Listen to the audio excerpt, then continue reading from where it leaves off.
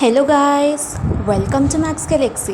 एक ऐसा प्लेटफॉर्म जहां क्लास 5th से class 12th plus different competitive exams के प्रिपरेशन बिल्कुल फ्री ऑफ कॉस्ट कर सकते हैं। आज के इस वीडियो में क्लॉजेस-मोसॉर्टी इक्वेशन डिस्कस करेंगे। क्लॉजेस-मोसॉर्टी इक्वेशन क्या होता है, उसके हैंड रिटन नोट्स सब हम इस वीडियो में डिस्कस करने वाले हैं। Clausius-Mossotti equation school level exam, college level exam और कॉम्पिटिटिव एग्ज़ाम्स में काम आएगा। तो चलिए चलते हैं क्लॉजेस-मोसॉर्टी इक्वेशन की तरफ। 3, 2, 1। तो स्टूडेंट्स चलिए चलते हैं क्लॉजेस-मोसॉर्टी इक्वेशन की तरफ। Now what is Clausius-Mossotti equation? तो क्लॉजेस-मोसॉर्टी इक्वेशन एक ऐसा इक्वेशन है जो एक्सप्रेस करता है relation between alpha. Now what is alpha? Alpha होता क्या है? तो अल्फा इज नथिंग बट ये क्या है, एक मॉलिक्यूलर पोलराइजेबिलिटी है।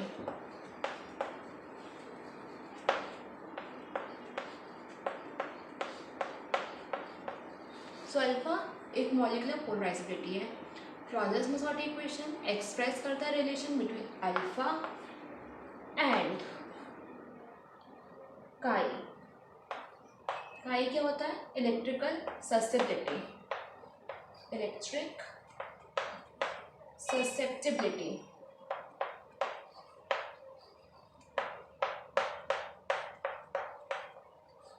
या फिर और के के बीच में। के क्या है? Dielectric constant.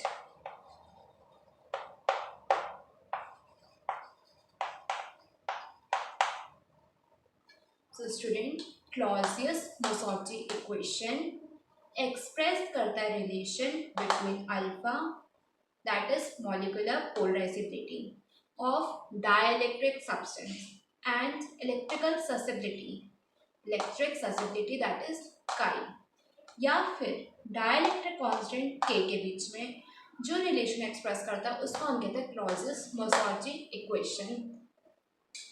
अब इसके late consider a parallel plate capacitor. हमारे पास एक पैरेलल प्लेट कैपेसिटर है। एग्जाम में फिगर बनाना कंपलसरी है इस इक्वेशन के लिए, और फिगर हम कैसे याद करेंगे ये भी हम बहुत इजीली आपको बता सकते हैं।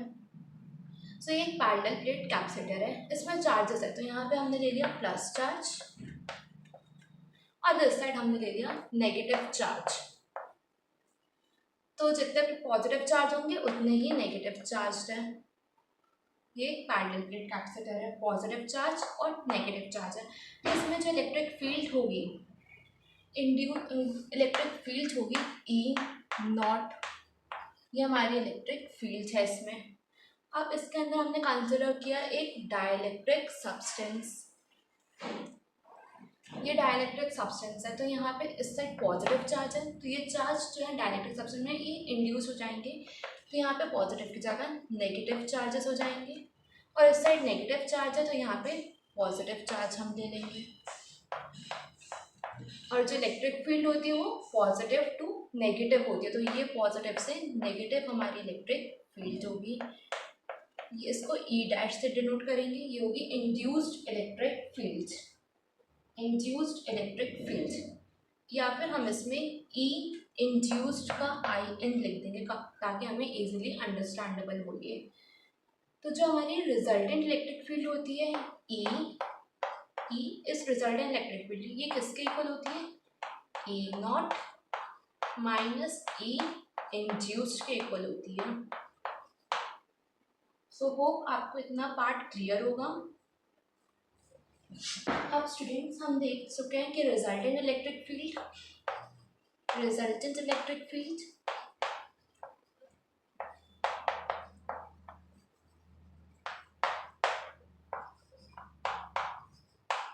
इस ई हमारी रिजल्टेंट इलेक्ट्रिक फील्ड है, और लोकल इलेक्ट्रिक फील्ड जो है, लोकल इलेक्ट्रिक फील्ड उसका हमने ई लोकल से डिनोट किया है। ई लोकल, तो ई है हमारी रिजल्टेंट इलेक्ट्रिक फील्ड और ई लोकल है लोकल इलेक्ट्रिक फील्ड। सो अब हम we know that E local की वैल्यू हमें पता है, ई लोकल की जो वैल्यू होती है वो होती है E plus P upon 3 epsilon naught. E local जो है हमारे पास उसकी वैल्यू होती है E plus P upon 3 epsilon naught. This is from Lorentz field equation, ये हमको लॉरेंट्ज फील्ड इक्वेशन से मिला है। ये हमारे लिए अभी इस टॉपिक में डिस्कस करने के लिए इम्पोर्टेंट नहीं है, हम इसके लिए नेक्स्ट वीडियो आप देख सकते हैं। लॉरेंट्ज फील्ड इक्वेशन से ये वैल्यू हमें मिली है, बस इतना याद रखना अभी आपको ज़रूरी है एग्जाम पॉइंट ऑफ व्यू से। और यहाँ पे जो P है वो हमारा डिनोट कर रहा है डाइलेक्ट्रिक पोलराइजेशन को, डाइलेक्ट्रिक पोलराइजेशन डिनोट कर रहा है।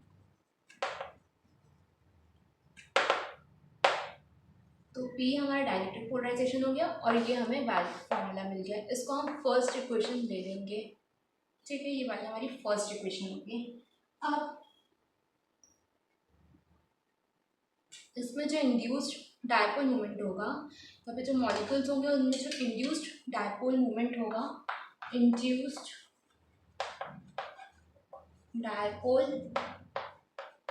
मोमेंट जो होगा उसको हम P इंड्यूस्ड डिनोट करेंगे, P और इंड्यूस्ड के लिए हम IN लिख लेंगे।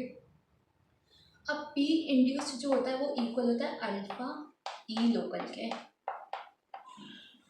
ये कैसे आया ये वैल्यू कैसे आया है आप ये देख लीजिए।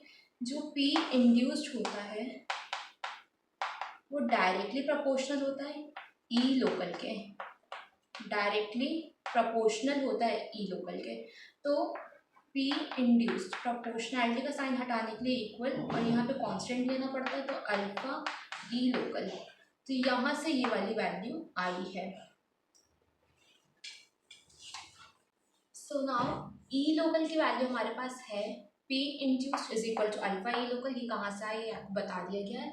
अब ई लोकल की वैल्यू हमारे पास फर्स्ट इक्वेशन से गिवन है, तो हम इसमें पुट कर देंगे P induced is equal to alpha, और ई लोकल की वैल्यू फ्रॉम इक्वेशन 1 हमको मिल गई है E plus P upon 3 epsilon not.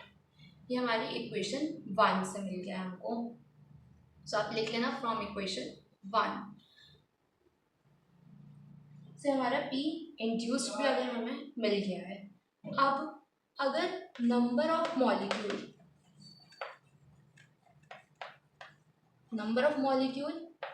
Per unit volume n है, number of molecule per unit volume is n है, तो क्या होगा P की जो वैल्यू होती है वो हो जाएगी n P इंड्यूस्ड, n का मल्टीप्लाई कर देंगे P इंड्यूस्ड में, तो P इंड्यूस्ड की वैल्यू हमें यहाँ से मिल जाएगी। P इंड्यूस्ड की वैल्यू कितनी हो गई alpha E plus P upon 3 epsilon naught. ये P इंड्यूस्ड की वैल्यू हमें यहाँ से मिल गई है। इसको आप इक्वेशन 2 ले सकते हो और फिर यहाँ पे लिख सकते हो फ्रॉम इक्वेशन 2। तो अब हम इस P एंड अल्फा को इस साइड ले आएंगे, तो ये कितना हो जाएगा P 1 minus N alpha upon 3 epsilon naught, और ये किसके इक्वल आ जाएगा एन अल्फा E के इक्वल आ जाएगा। इतनी वैल्यू हमें मिल गई है। अब यहाँ से इस इक्वेशन से हम P की वैल्यू निकाल सकते हैं, और इससे आप एक इक्वेशन मान लीजिए थर्ड इक्वेशन, और इसको आप सेकेंड इक्वेशन दे सकते हैं। अब इससे हम P की वैल्यू निकाल लेंगे, तो P की वैल्यू कितनी आ जाएगी एन अल्फा E, और ये वाला पार्ट जो है वो डिवाइड में आ जाएगा upon 1 minus N alpha upon 3 epsilon naught. तो इतनी वैल्यू हमको मिल गई है।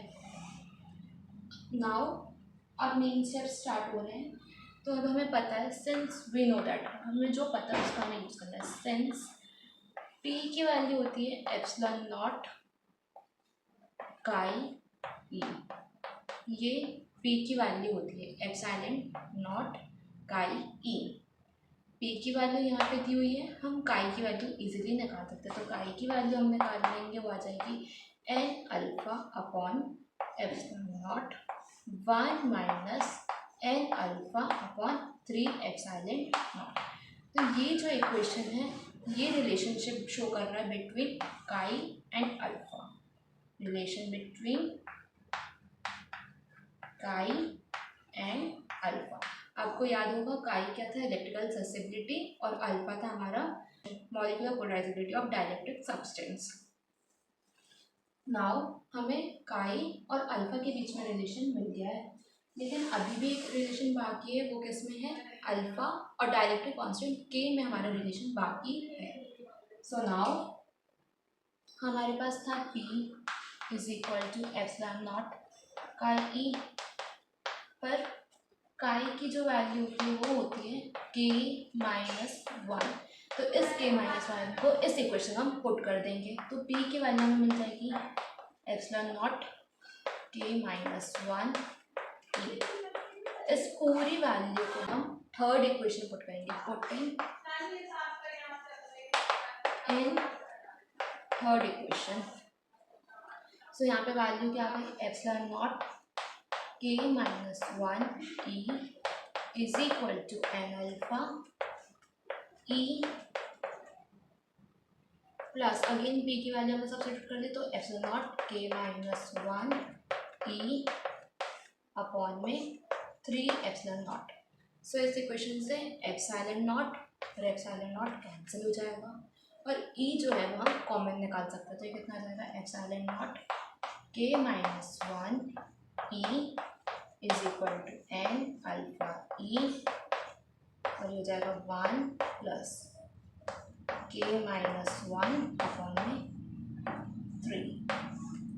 अब e से e कैंसिल हो जाएगा, epsilon naught k-1 is equal to N alpha, और यहाँ पे हम एलसीएम ले लेंगे, तो ये हो जाएगा 3 प्लस k-1 अपॉन में 3।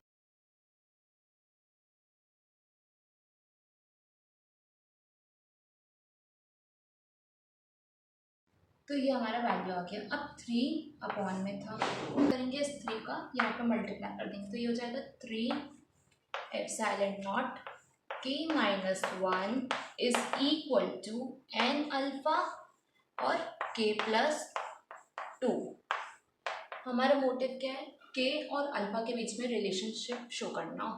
सो हम क्या करेंगे, 3 एप्सिलॉन नॉट k-1 इसको अपॉन में लाएंगे, यहाँ पे अल्फा को रहने देंगे, तो ये हो जाएगा n k प्लस 2।